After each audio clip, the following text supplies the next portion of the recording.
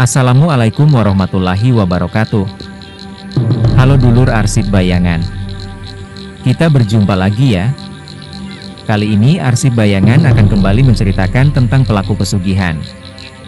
Lantas, bagaimanakah kengerian dari kisah ini? Yuk, matikan lampu, pasang headset, dan selamat datang di arsip bayangan.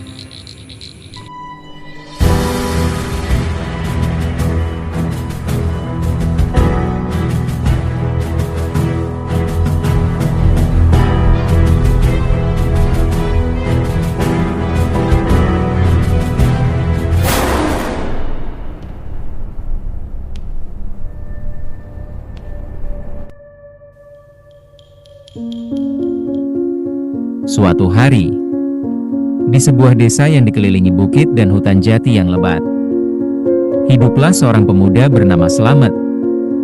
Nama memang doa, namun nasib tak selalu seindah namanya. Slamet hidup dalam kemiskinan yang parah. Ia melihat tetangganya hidup berkecukupan, sementara ia hanya bisa menelan ludah melihat impian yang tak tergapai. Kegagalannya mencari kerja dan hutang yang menumpuk membuat akal sehatnya perlahan mulai tertutup. Ia ingin kaya dengan cara instan.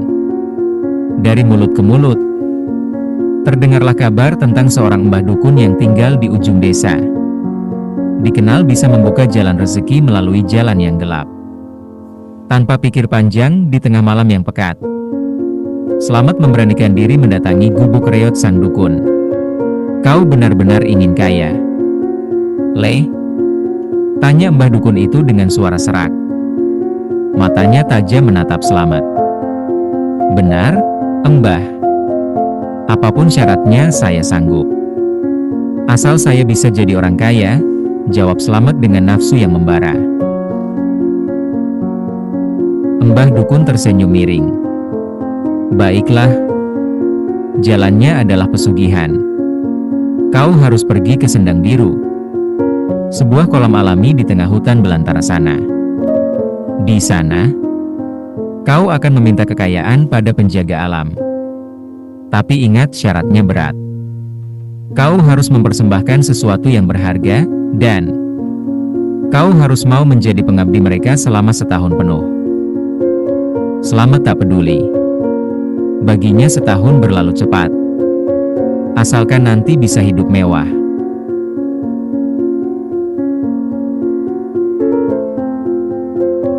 Malam Jumat Kliwon pun tiba.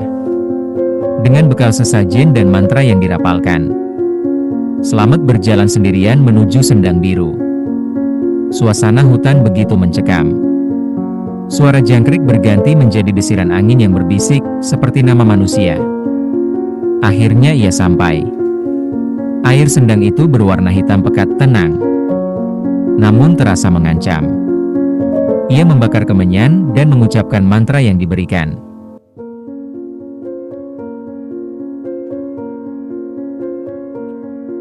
Udara tiba-tiba menjadi sangat dingin. Kabut putih mulai menipis mengelilingi kolam. Air yang tadinya tenang, kini berputar pelan, membentuk pusaran kecil di tengahnya. "Mana janjinya?" bisik suara berat dari dalam air. Saya ingin harta," jawab Slamet gemetar, tangannya berkeringat dingin. "Harta? Ada di sini, tapi ambillah. Dengan nyawamu." Suara itu tertawa rendah. Wekekekek. Tiba-tiba, tangan-tangan hitam dan basah muncul dari permukaan air, menarik perlahan pinggiran baju Slamet. Namun karena hasrat yang begitu besar, Slamet tetap bertahan. Ia mengucapkan sumpah setia. "Terimalah pengabdianku, berikan aku kekayaan." Biur. Sebuah benda hitam melayang keluar dari air dan jatuh di tangan Slamet. Itu adalah sebuah keris pusaka. "Gunakan ini setiap kali kau membutuhkan uang. Tusukkan ke pohon atau tanah, maka emas akan keluar. Tapi, ingat janjimu. Setiap malam, kau wajib datang ke sini untuk melayani tuanmu. Jika kau ingkar, nyawalah yang jadi taruhannya."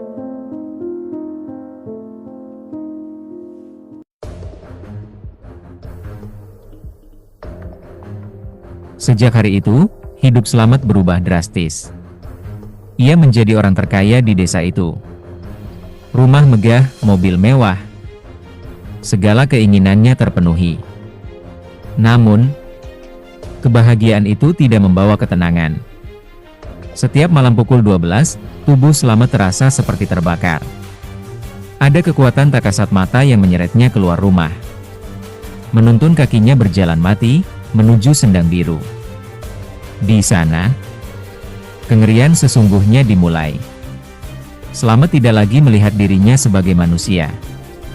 Dalam keadaan setengah sadar, ia melihat makhluk-makhluk berwajah seram, berkulit gelap dan bermata merah, berkumpul di sekeliling sendang. Mereka menyebut Slamet sebagai hamba. Slamet dipaksa melakukan hal-hal menjijikan.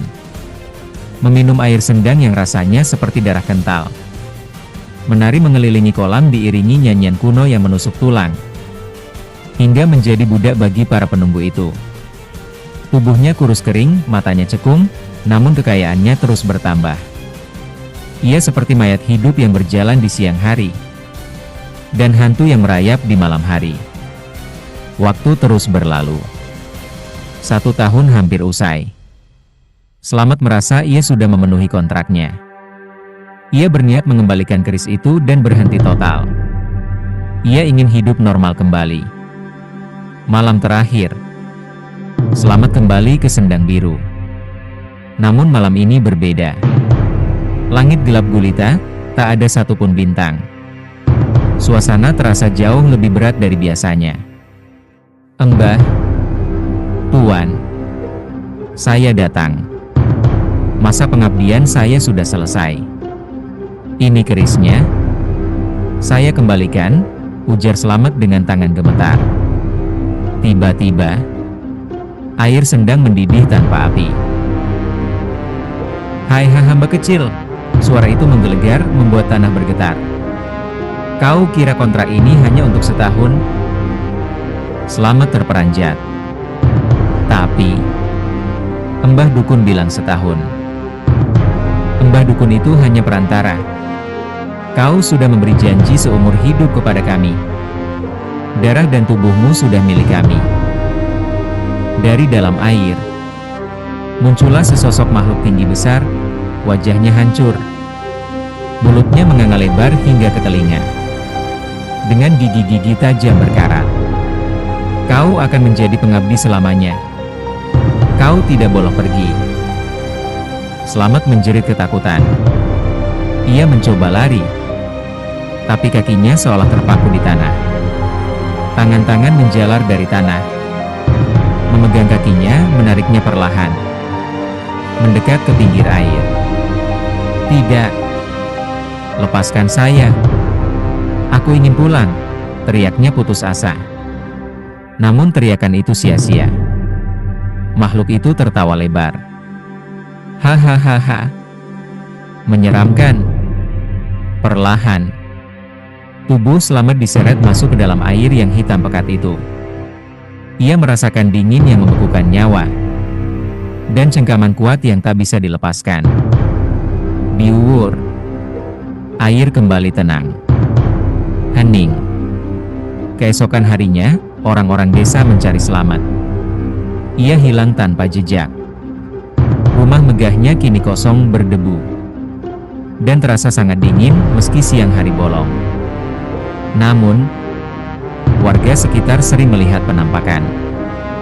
Di dekat Sendang Biru, sering terlihat sosok pria kurus kering dengan pakaian compang-camping. Sedang menyapu permukaan air dengan ijuk. Ia tersenyum, tapi senyumnya tidak wajar. Matanya kosong. Ia tidak lagi menjadi manusia. Ia kini menjadi pengabdi sendang angker selamanya. Dan keris pusaka itu, konon masih tersimpan di dasar kolam, menunggu korban berikutnya, yang tergiur harta duniawi.